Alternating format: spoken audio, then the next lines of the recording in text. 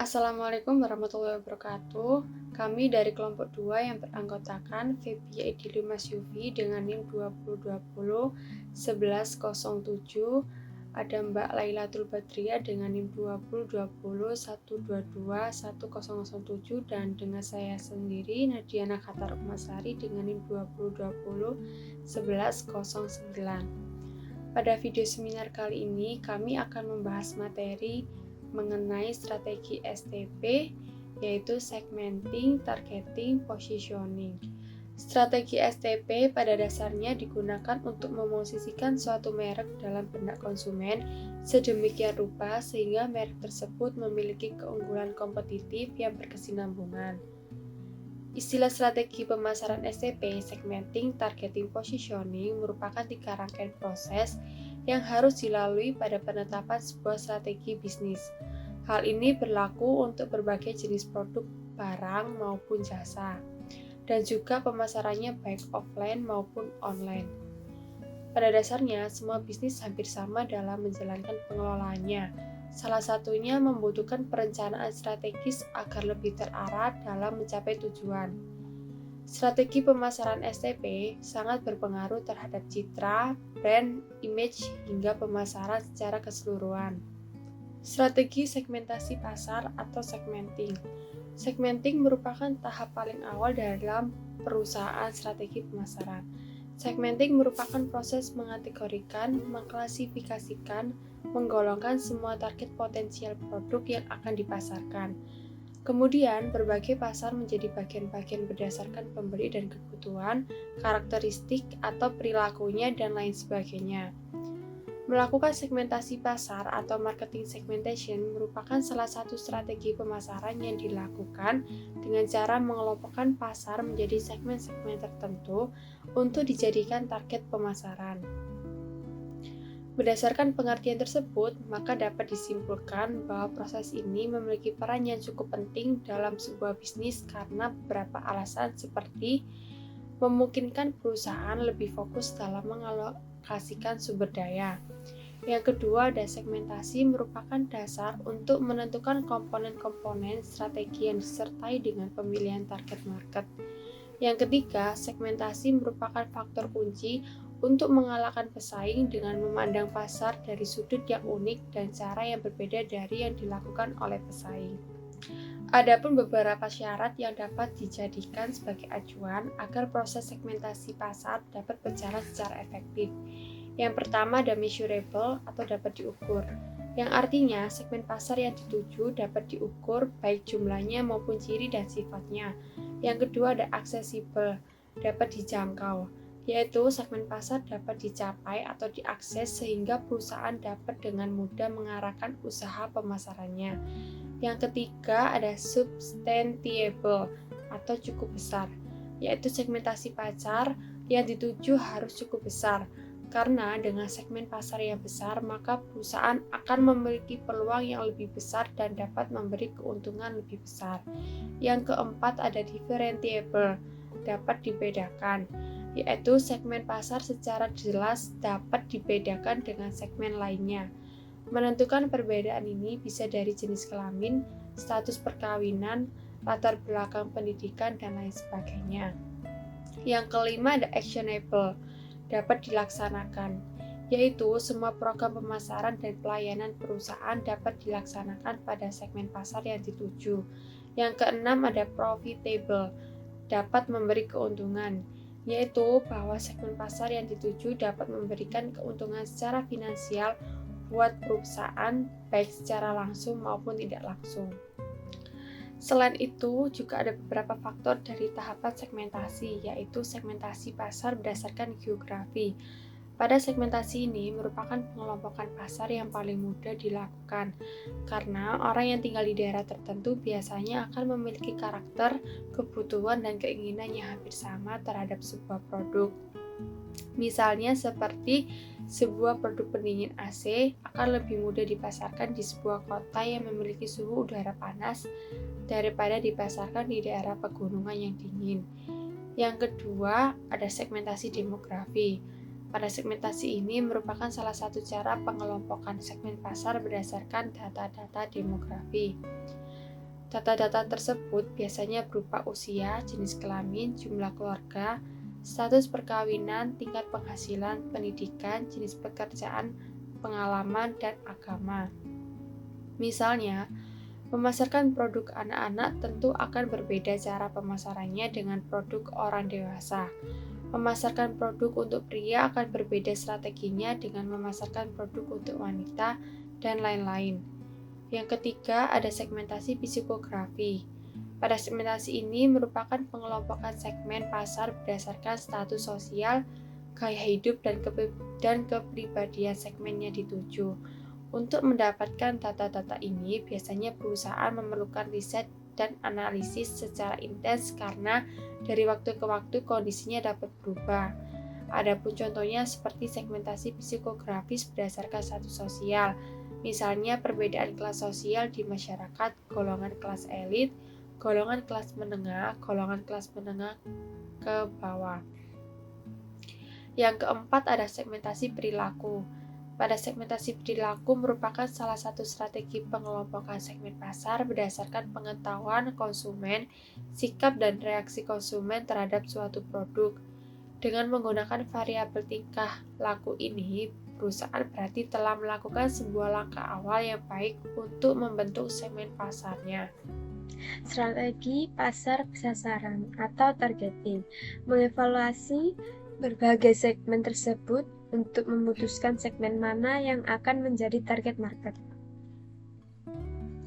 Dalam mengevaluasi segmen pasar yang berbeda, perusahaan harus melihat beberapa faktor, yaitu tujuan, daya tarik pasar secara keseluruhan, dan resource perusahaan. Dalam menentukan targeting, maka perlu dilakukan beberapa survei agar dapat mengetahui keadaan pasar nantinya, sehingga proses pemasaran tidak salah sasaran. Ada 3 kriteria yang harus dipenuhi perusahaan pada saat mengevaluasi dan menentukan segmen pasar mana yang akan dijadikan target. Yang pertama, perusahaan harus memastikan bahwa segmen pasar yang dibidik cukup besar dan menguntungkan bagi perusahaan. Atau perusahaan dapat saja memilih segmen yang kecil. Yang kedua, strategi targeting ini harus didasarkan pada keunggulan kompetitif perusahaan yang bersangkutan. Keunggulan kompetitif merupakan cara untuk mengukur apakah perusahaan memiliki kekuatan dan keahlian yang cukup memadai untuk menguasai segmen pasar yang dipilih atau tidak. Perusahaan juga harus menganalisis dari dekat apakah segmen pasar yang dipilih telah sejalan dan mendukung tujuan jangka panjang perusahaan atau tidak. Yang ketiga, segmentasi pasar yang dibidik harus didasarkan pada situasi persaingan yang ada. Perusahaan harus mempertimbangkan situasi persaingan yang dapat mempengaruhi daya tarik targeting perusahaan. Pola pemilihan pasar sasaran. Yang pertama, konsentrasi pada segmen tunggal. Perusahaan memilih sebuah segmen tunggal yang memiliki kesamaan alami pada kunci persyaratan untuk sukses di segmen tersebut. Spesialisasi selektif perusahaan memilih beberapa segmen masing-masing. Dilihat dari tariknya dan kesesuaian dengan tujuan serta sumber daya perusahaan. Yang kedua, spesialisasi produk. Perusahaan berkonsentrasi pada pembuatan satu produk tertentu yang dijual ke beberapa segmen pasar.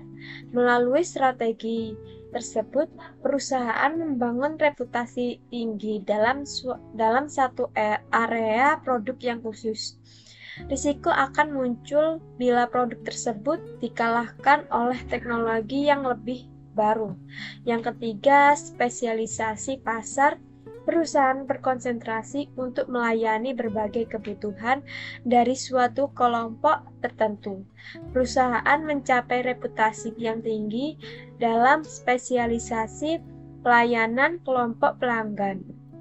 Yang keempat, jangkauan pasar. Secara penuh perusahaan berusaha untuk melayani semua kelompok pelanggan dengan semua produk yang diperlukan. Perusahaan besar dapat menjangkau pasar dengan dua cara, yaitu melalui pemasaran yang tidak dibedakan dan dibedakan. Yang pertama, pemasaran yang tidak dibedakan. Perusahaan mengabaikan perbedaan segmen pasar dan melayani keseluruhan pasar dengan satu penawaran. Pemasaran tersebut akan menghemat biaya persediaan atau lini produk yang sempit dan biaya pengangkutan. Yang kedua, pemasaran yang dibedakan atau pemasaran serba aneka. Perusahaan memilih untuk beroperasi pada beberapa segmen pasar dan merancang program pemasaran yang berbeda untuk setiap segmen. Untuk selanjutnya, strategi posisi produk atau positioning.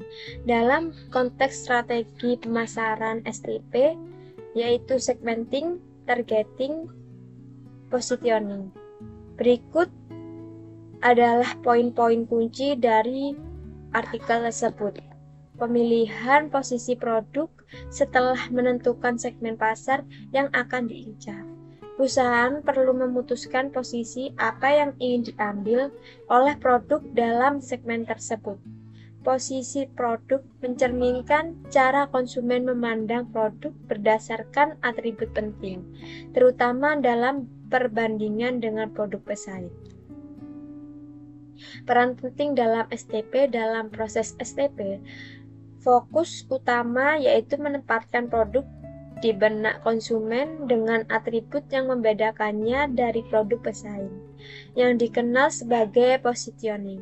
Positioning melibatkan upaya untuk menanamkan citra, persepsi, dan imajinasi mengenai produk dalam benak konsumen melalui proses komunikasi.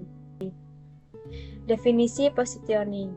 Positioning merupakan langkah-langkah dilakukan oleh perusahaan untuk menawarkan nilai segmen tertentu di mana konsumen memahami dan menghargai perbedaan yang dimiliki perusahaan dibandingkan dengan pesaingnya. Positioning bukan hanya menciptakan produk untuk segmen tertentu, tetapi juga menempatkan produk di benak konsumen dalam segmen tersebut melalui komunikasi yang positif. Beberapa strategi yang dapat digunakan untuk menetapkan posisi. Yang pertama, memposisikan produknya pada atribut produk spesifik. Yang kedua, produk yang hanya diposisikan pada kebutuhan yang dipenuhi atau manfaat yang diberikan. Yang ketiga, produk dapat diposisikan menurut peristiwa penggunaan. Untuk contohnya, di musim panas, isotonik dapat diposisikan sebagai minuman untuk menggantikan cairan tubuh atlet. Sedangkan di musim dingin, minuman ini diposisikan sebagai produk untuk diminum kalau dokter menganjurkan banyak minum. Untuk selanjutnya, memposisikan produk untuk kelas pengguna tertentu. Untuk selanjutnya, produk dapat diposisikan langsung dibandingkan dengan pesaing. Dan yang terakhir, produk dapat diposisikan untuk kelas produk berbeda. Tugas memposisikan produk melibatkan beberapa langkah untuk menentukan keunggulan bersaing, comparative advantage, dan menciptakan nilai tambah bagi konsumen.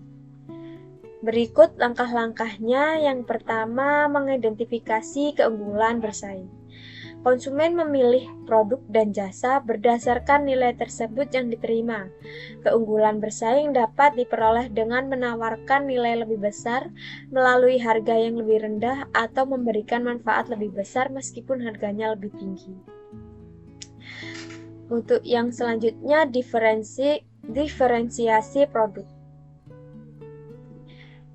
Yang pertama, diferensiasi produk, yaitu melibatkan perbedaan fisik pada produk seperti keawetan, keandalan, atau kemudahan perbaikan. Yang kedua, diferensiasi servis, menyertai produk yang servis yang berbeda seperti penyerahan yang cepat, kenyamanan, pemasangan, atau pelatihan pelanggan. Yang ketiga, diferensiasi personil. Meraih keunggulan dengan merekrut dan melatih personil yang lebih baik dibandingkan pesaing, terutama yang berhubungan langsung dengan pelanggan. Yang keempat, diferensiasi citra. Menekankan citra yang membedakan perusahaan dari pesaing baik melalui citra perusahaan secara keseluruhan maupun citra merek produk. Citra harus menyampaikan manfaat khusus dan posisi produk. Selanjutnya, yaitu memilih keunggulan bersaing yang tepat. Apabila sebuah perusahaan cukup beruntung menemukan keunggulan bersaing potensial, maka perusahaan harus lebih baik.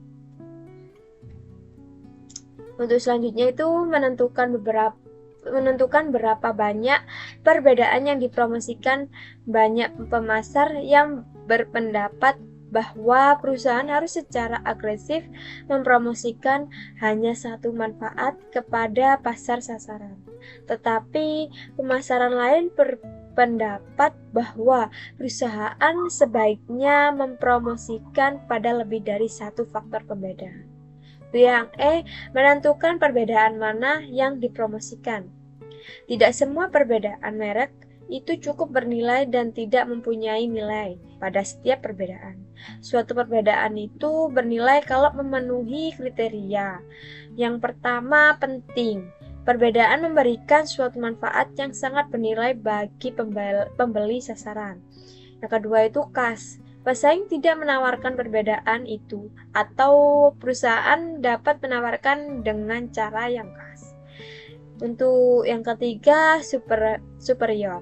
Yang keempat, dapat dikomunikasikan. Perbedaan itu dapat dikomunikasikan dan dapat dilihat oleh pembeli.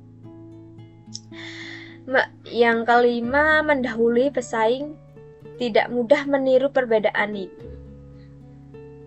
Yang keenam, terjangkau harganya. Pembeli dapat membeli perbedaan tersebut. Yang terakhir, mendatangkan laba. Perusahaan dapat memperkenalkan perbedaan dan meraih laba. Untuk yang F, mengkomunikasikan dan menyerahkan posisi yang dipilih setelah memilih suatu posisi. Perusahaan harus mengambil langkah-langkah mantap untuk menyampaikan dan mengkomunikasikan posisi yang dikehendaki kepada pelanggan sasaran. Sekian presentasi dari kelompok kami. Wassalamualaikum warahmatullahi wabarakatuh.